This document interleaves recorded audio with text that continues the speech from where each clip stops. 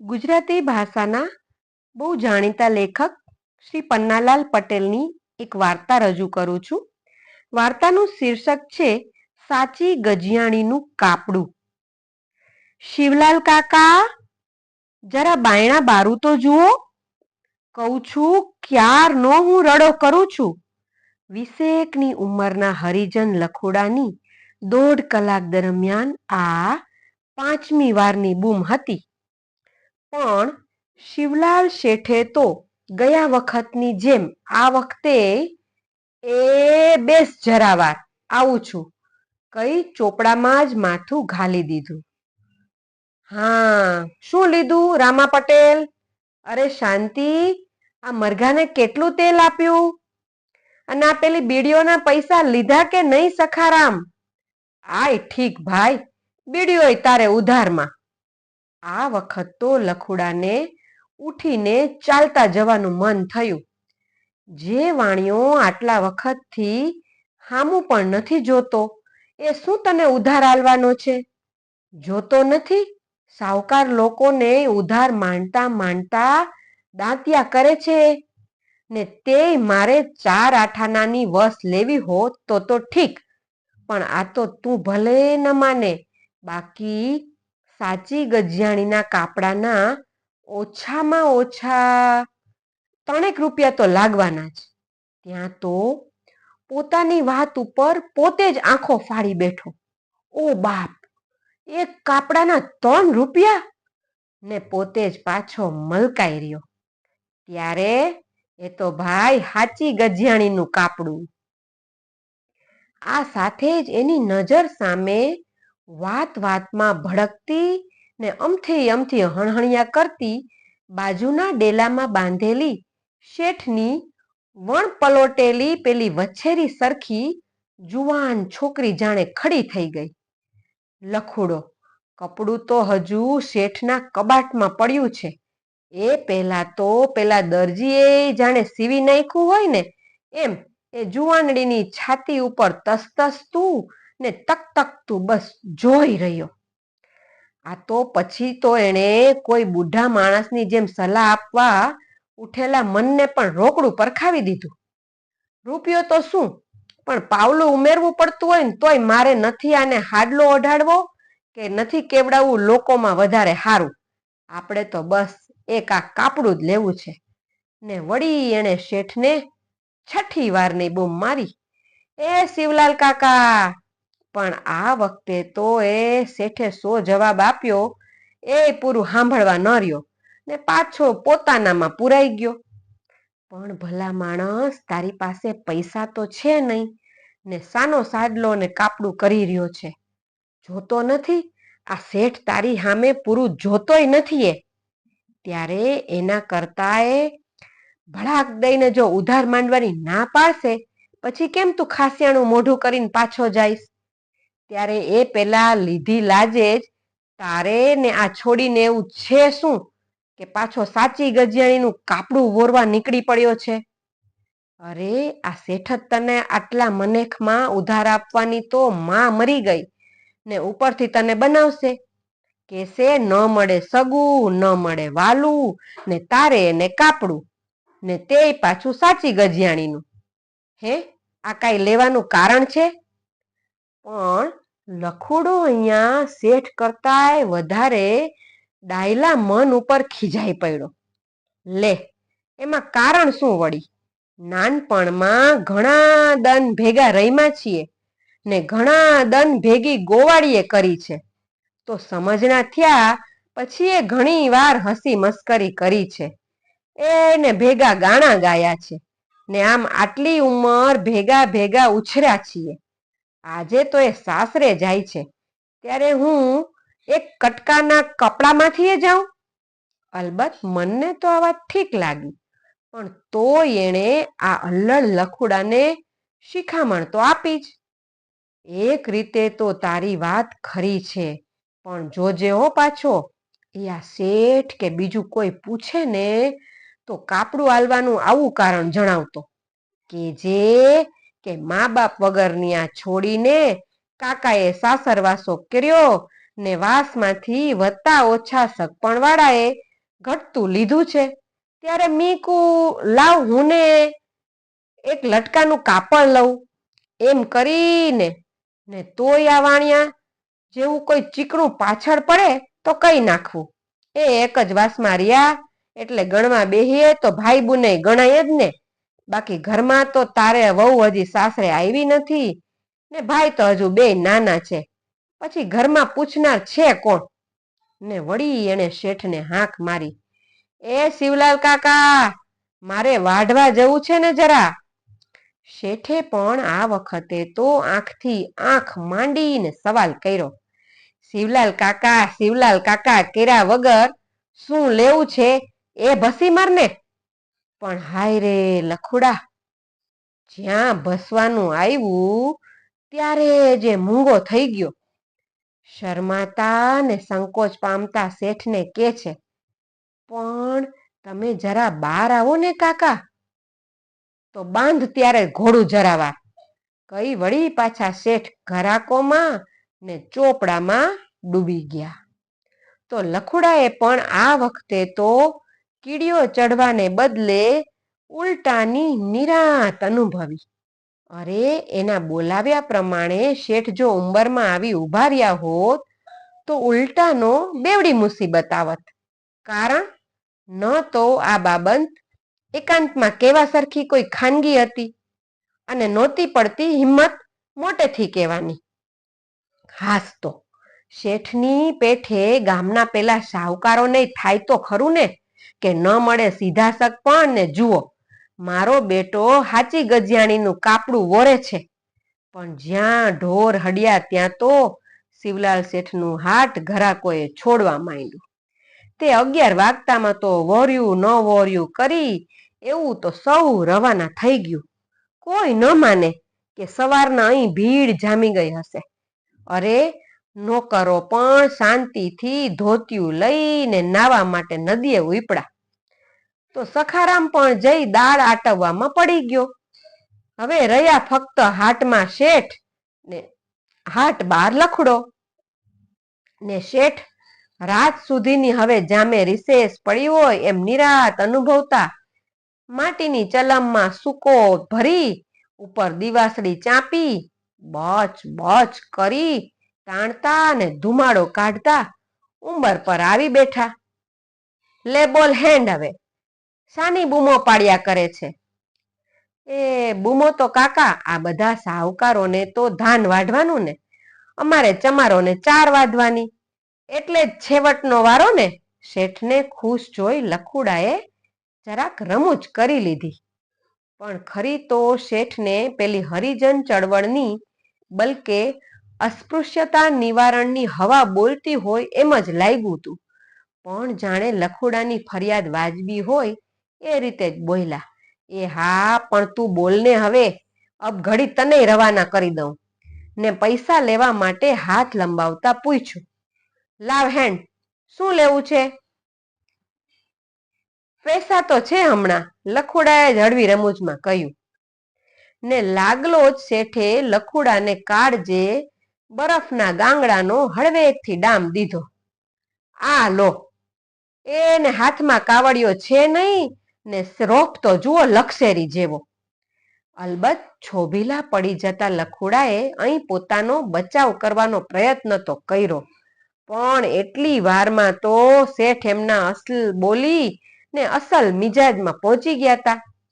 બાપ જાણે થાપણ મૂકી ગયો હોય એમ બૂમો પાડે છે.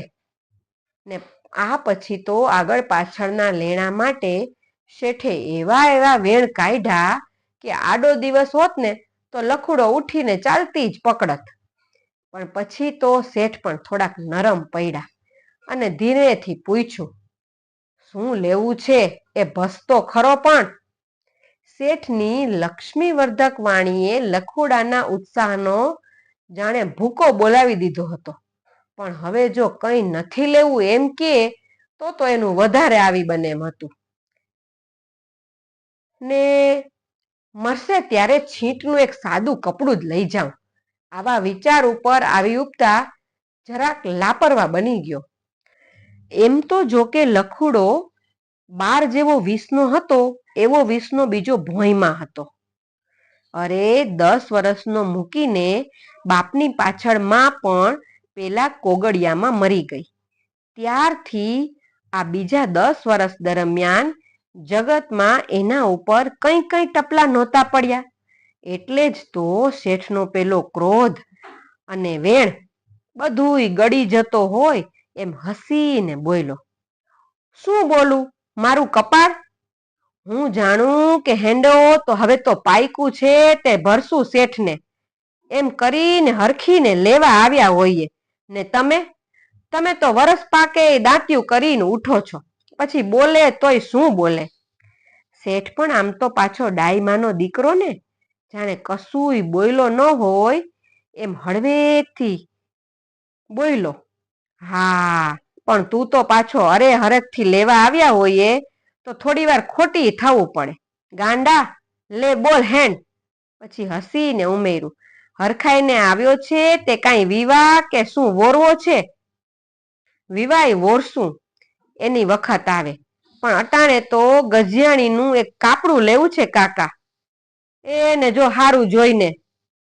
કોણ જાણે કે એ તો પોતાની વાત થોડીકેય સાચી પડી એમ ગણીને કે પછી કાપડું ને તે પાછું ગજિયાણીનું એ સાંભળીને કે ગમે તેમ પણ શેઠ ખુશ થતા વચ્ચે જ બોલી ઉઠ્યા, લે ત્યારે મારું કેવું થોડુંક તો સાચું પડ્યું ને? તો સામી બાજુ લખુડાને થોડોક શોખ થયો.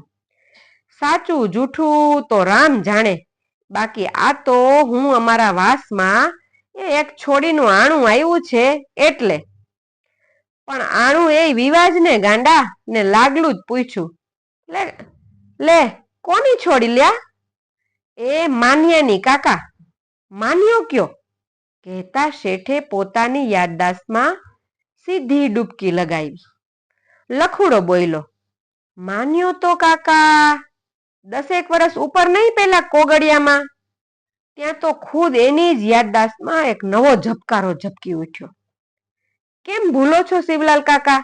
એને આ પેલી જમની તમારી ઘોડી સારું ચોમાસામાં 4 નાખ્યા કરતી હતી ને, 4 વર્ષ ઉપર નહીં નાતરે જતી રહી. એ આ એની જ આગલા ઘરની આ છોડી નહીં રાંડેલી હતી ને? પણ ત્યાં તો એકાએક કંઈક કામ યાદ આવી ગયું હોય તેમ શિવલાલ શેઠ સફાળા ઊભા થઈ જતા વચ્ચેથી જ બોલી ઉઠ્યા, એ મરશે નાતરે જતી રહે કે કૂવામાં પડે એમાં આપણે હું? ને પીઠ ફેરવતા મૂળ વાત જ લાવી મૂકી. પણ લ્યા, છીંટનું કાપડું હશે તો નહીં ચાલે? છીંટનું ચાલે કાકા, પણ મીકુ ગજિયાણીનું.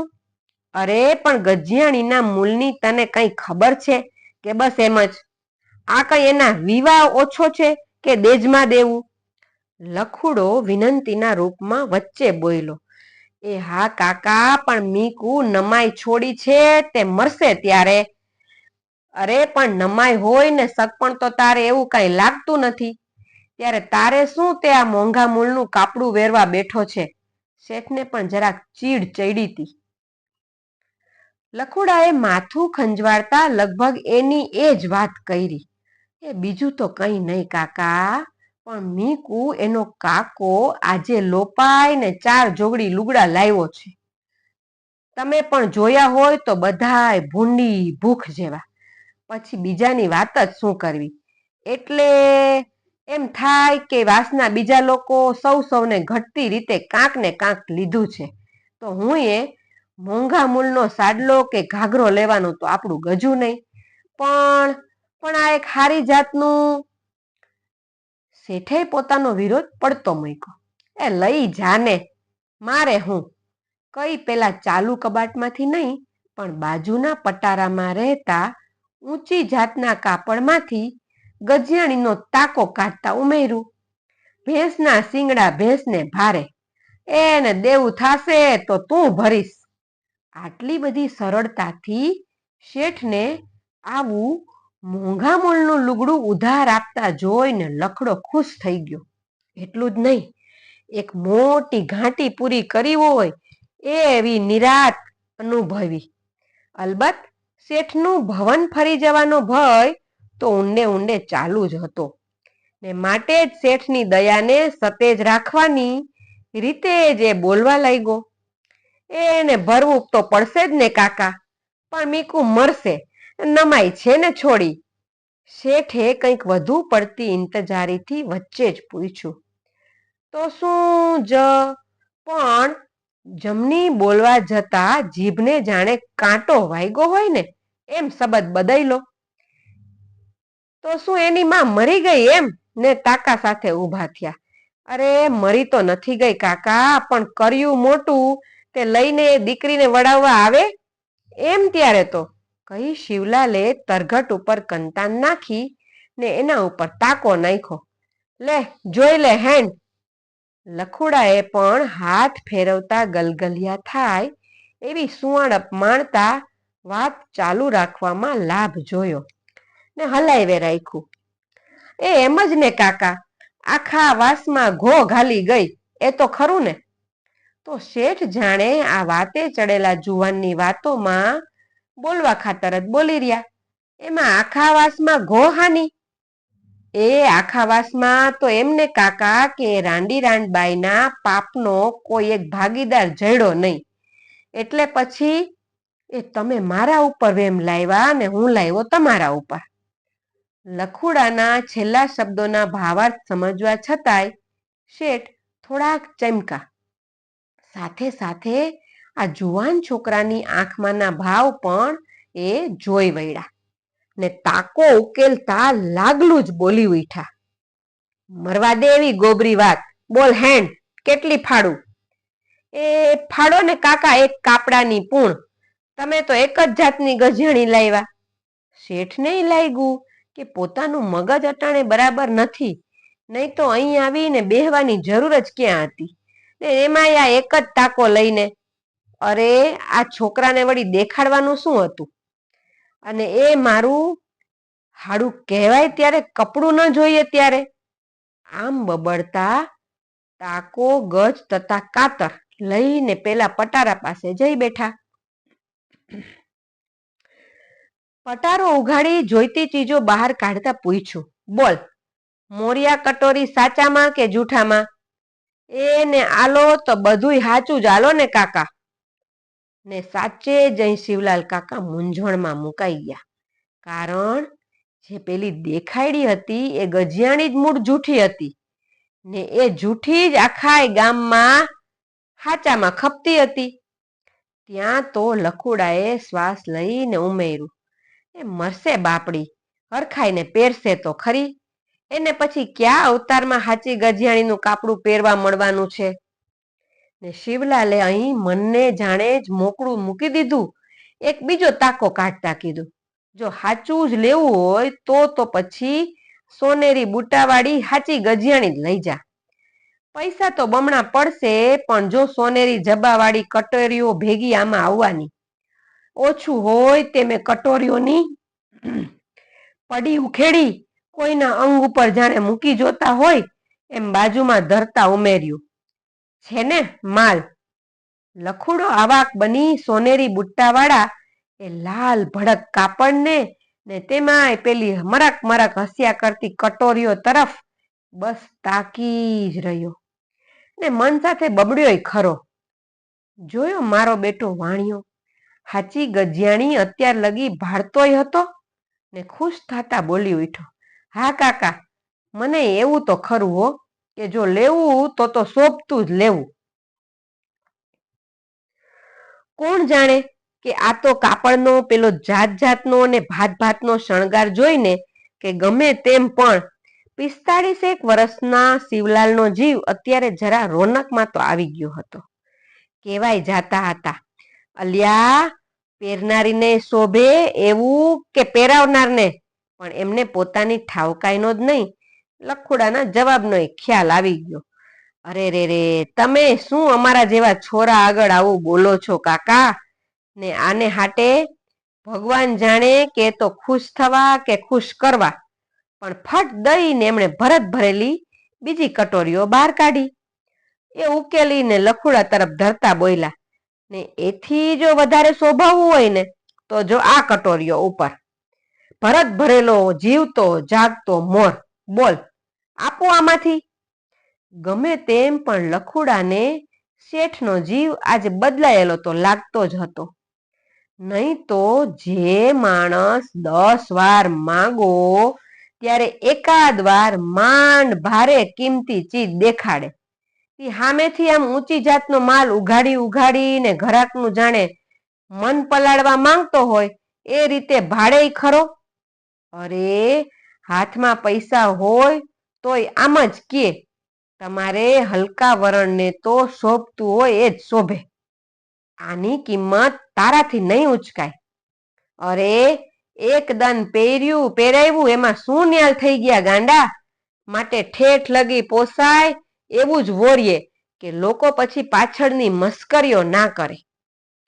આના હાટે શિવલાલ શેઠ તો જાત જાતના ભરતવાળી કટોરીઓ ને બાહો વગેરે લઈ ઊભા જ થઈ ગયા.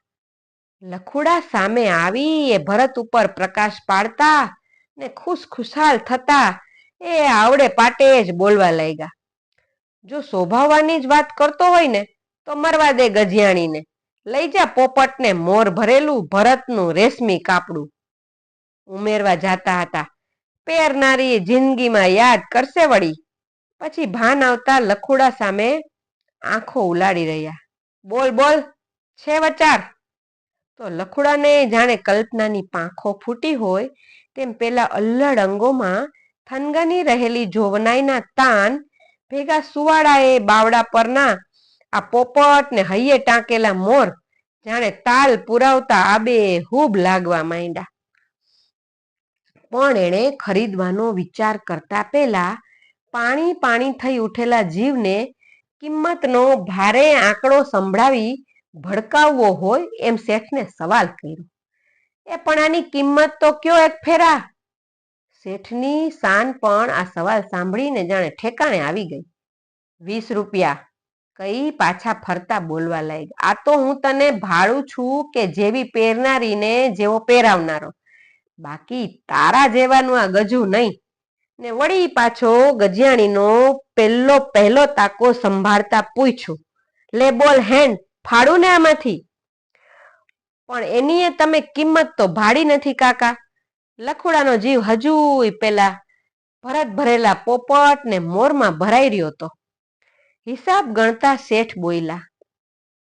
કિંમત 1.5 રૂપિયાની ગજિયાણીને મોરિયા કટોરિયા જોઈએ તો થઈને રૂપિયો 1 પડશે. બોલ ફાડું ને.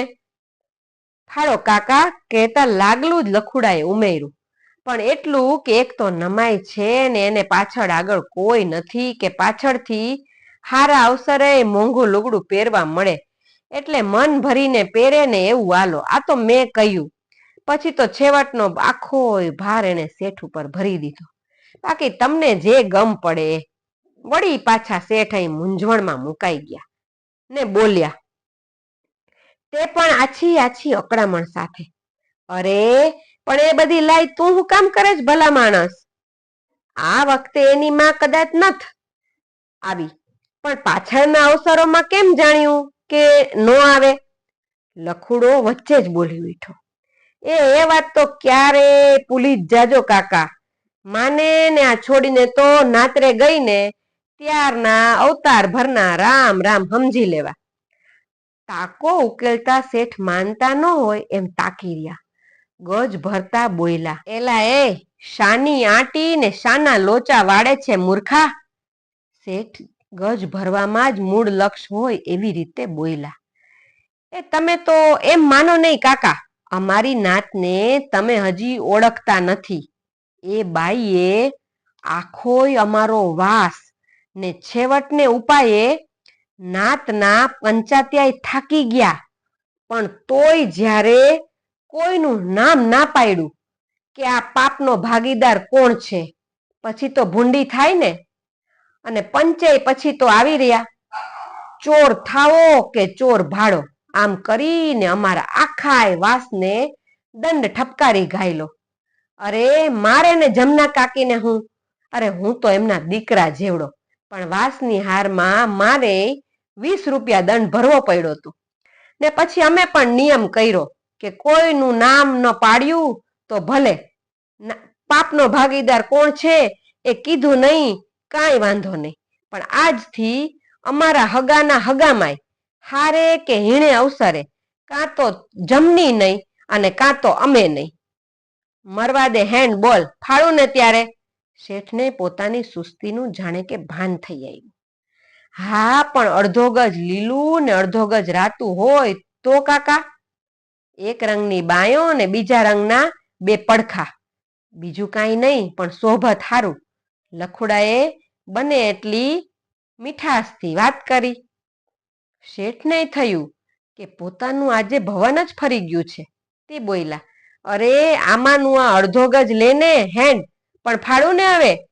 લખુડો સમજી ગયો કે શેઠ પોતાનો જીવ પેલી બીજી જાતના કપડામાં છે એ જાણી ગયા છે અને એટલે જ બોલવાની હિંમત એણે કરી નાખી. તમે જો ઠીક કરીને આલો ને તો પેલું ભરત ભરેલા કપડાનું તો આપણું ગજું નહીં, પણ મેં કું અવતારમાં આવીને હાચી ગજેણીનું કાપડું એ નમાઈને. કોણ જાણે કેમ શિવલાલ કાકા એકદમ ભડકો થઈ ગયા. ઉઠ ઉઠ ઉઠ અહીંથી, આ તો લીધા તે ખાલી લુચ્ચી જાત, પૈસા ખર્ચવા નહીં ને નમાઈ નમાઈ કરીને. લખુડો તો આભો બની ગયો. ધુઆ ધુઆ થતા શેઠને પેલા મોરિયા કટોરીઓ વાળતા જોઈને લગભગ કરગરી પડ્યો. અરે અરે અરે, પણ કાકા કાકા, હાચી ગજિયાણી નહીં તો છેવટ પેલી જૂઠી તો હાલો મા બાપ. પણ શેઠ તો ત્યાં બબડી જ રહ્યા હતા. સાલા હલકાને ચઢાવ્યા તેમ પાછા. લખુડો જરાક જોરથી બોલ્યો, પણ તે હું એ જ કહું છું ને કાકા, ન મળે મારે હગાય કે ન હાંધો ને તમારે એવું ખરું છે, એવું મોંઘું, પણ આ તો ઠીક મારા ભાઈ, એક નમાઈ ગણીને. શિવલાલ કાકા મહા મહેનતે ઠંડા પડવા જતા હતા ત્યાં જ પાછો અણગમતો નમાઈ શબ્દ વાપર્યો. અહીં કોઈ ત્રીજો માણસ હોત તો શેઠને નમાઈ શબ્દ ઉપર છેડાઈ પડતા જાણીને કેત પણ ખરો કે હાસ તો આ વૈષ્ણવ માણસના જીવને વારે ઘડીએ માઈ નમાઈ કહીને દયા ખાવા તરફ ઉશ્કેર્યા કરે તો ચીઢ તો ચડે ને. પણ શેઠને ક્યાં ખબર હતી કે આ બિચારો જુવાનીઓ તો હાચી ગજિયાણીનું કાપડું કોકને પહેરાવવાના પોતાના ઓરતા વાજબી ઠેરવવા જ આ શબ્દ શેઠની સામે વારે ઘડીએ વાપર્યા કરતો હતો. આવું મોંઘું કપડું ઉધાર ના મળે એવી તો પાછી બીકેય હતી. પણ શેઠે અહીં ધૂંધવાટને મહા મહેનતે દબાવી રાખતા માત્ર ડોળા કાઢીને છોકરાને આગળ બોલતો અટકાવી દીધો. 2-5 ક્ષણ જોઈ રહ્યા ને પછી બોલ્યા તે ઠંડા અવાજે ને મક્કમ એવા વલણે, જો હવે ચૂઈ કર્યું તો. ને ભરત ભરેલું પેલું કાપડ કાઢતા ઉમેર્યું, જે આપું ને એ છાનો માનો લેતો ને હેણતો થા. પણ લખુડો અહીં ભરત ભરેલું કાપડું શેઠના હાથમાં રમતું જોઈ એવો તો અકળાઈ રહ્યો કે એને સમજ ના પડી કે આ હારું થાય છે કે ખોટું થાય છે, હવે આમાં રાજી થવું કે દુઃખ લગાડવું, ને એવો તો અકળાઈ રહ્યો. જો બોલે છે તો શેઠ એને ધૂતકારી કાઢે, નથી બોલતો તો મન સાથે બબડી પડ્યો, ઓ બાપ, એક કાપડાના 20 રૂપિયા! પણ એમને એ બધો ભરત ભરેલો સરંજામ બીડામાં વાળતા જોઈને એનાથી જાણે ચીસ જ નખાઈ ગઈ. એ નારે ના કાકા, નારે ના, આલો તો હાચી ગજિયાણીનું આલો. અરે તને મૂલમાં પરવડશે એવું કરીશ, તું તારે લઈ જાને. શેઠ પાછા ખુશ મિજાજમાં આવતા જાતા હતા. એ મૂલનું તો ઠીક શિવલાલ કાકા, પણ મારું ગણવું એમ કે આટલી બધી ઊંચી જાતનું કાપડું લઈ જાઉં તો પહેરનારીને તો જોઈને જ રાજી થવાનું ને. ને જાણે હતાશ બની તાકી રહ્યો હોય એ રીતે જોતા શિવલાલ કાકાને એને સમજ પાડી. એ સાંભળો, આવું કાપડું ઘરના વિવાહ વગર બીજા અવસરમાં તો પહેરાય નહીં. જ્યારે આ હાચી ગજિયાણીનું તો નાના મોટા ગમે તે દને પહેરે. પણ શેઠ તો એમની ઇન્દ્રિયો જાણે ક્યાંક અટવાઈ પડી હોય એ રીતે જોઈ રહ્યા અને બોલ્યા ને ઈ પણ ઊંડે ઊંડેથી, સાચું કેજે લ્યા, આ તે હમણાં કહ્યું કે આ ભરત ભરેલું કાપડું તો જોઈને રાજી થવાનું કે પહેરીને, એ વાત તે કોઈને કેલી કે પછી? જૂઠું બોલો તો યાદ રાખજો, દુકાનનું કોઈ દી આંગણું નહીં ચડવા દો. લખુડો તો શેઠને આ શબ્દો કરતાંય પોલીસની જેવી સુરત જોઈને હેપતાઈ ગયો ને કરગરતા અવાજે બોલી ઉઠ્યો, અરે ના રે ના કાકા, આ તો તમે શું મારા ગરીબ ઉપર, પણ મારા ગળાના હમ. જો ખોટું બોલું તો અરે આ છોડીના જ ઘરનો હું તમને દાખલો આલું ને તોય જો માયનામાં ન આવતું હોય તો એની માનું ભરત ભરેલું કાપડું લાવીને તમને દેખાડું, પછી તો માનશો ને. એની માનું કાપડું જોશો કે લખુડો હાચો છે, અને લખુડાની વાતે સાચી છે કે ભરત ભરેલું કાપડું ખાલી જોઈને જ રાજી થવાની વાત. ત્યાં તો શેઠે પેલા સાચા ગજિયાણીના કાપડા માટે દરજીની અદાથી ફટોફટ કાતર ચલાવવા માંડી હતી. ઘડીકમાં તો એ બધો જ સરંજામ કાપી ગોઠવી એનું બીડું વાળી લીલા પીળા મોતી ભરેલી ને રંગબેરંગી ગોટા ગૂથેલ પેલી કસો ઉપર વીંટતાક ને લખુડાના ખોળા તરફ ઉછાળ્યું પણ ખરું. લે હાલ હેણ તો થા, બોયલા વગર હો. તો લખુડો પણ બોલવાનું તો ઘણું ઘણું ઊભું થતું હતું, પણ એ બોલવા સરખું લાગતું હોય તો ને એને બંડલ લેતો ને હાલતો થઈ ગયો. અરે મૂલ શું માંડ્યું એ પૂછવાય ના રોકાયો. એ જે હશે નામા વખતે ખબર પડશે. પણ હાય રે લખુડા, નામા વખતે આ ડાઈ માના દીકરાએ મગનું નામ મરી જ નહોતું પાડ્યું. હાચી ગજિયાણીના કાપડાનું અંદર નામ જ ન બોલ્યું. પછી ને આ જાણી લખુડો એવો તો નામા વખતે મૂંઝાઈ રહ્યો ને અંતે પછી ગાલમાં હસતા મનને મનાવી રહ્યો. એને લખવું ભૂલી ગયા એમ સમજ લખુડા, નકર તું જ કે આ નમાઈ છોડીને ને આ શેઠને શું. એટલે એ તો ચોપડામાં ભલે ના બોલ્યું, બાકી પેલી પેરનારીના કાળજામાં તો લખાઈ જ ગયું છે કે લખુડાએ જ ગોઠીપણાની યાદમાં આ હાચી ગજિયાણીનું કાપડું. બસ તાયે બીજું જોઈએ હું.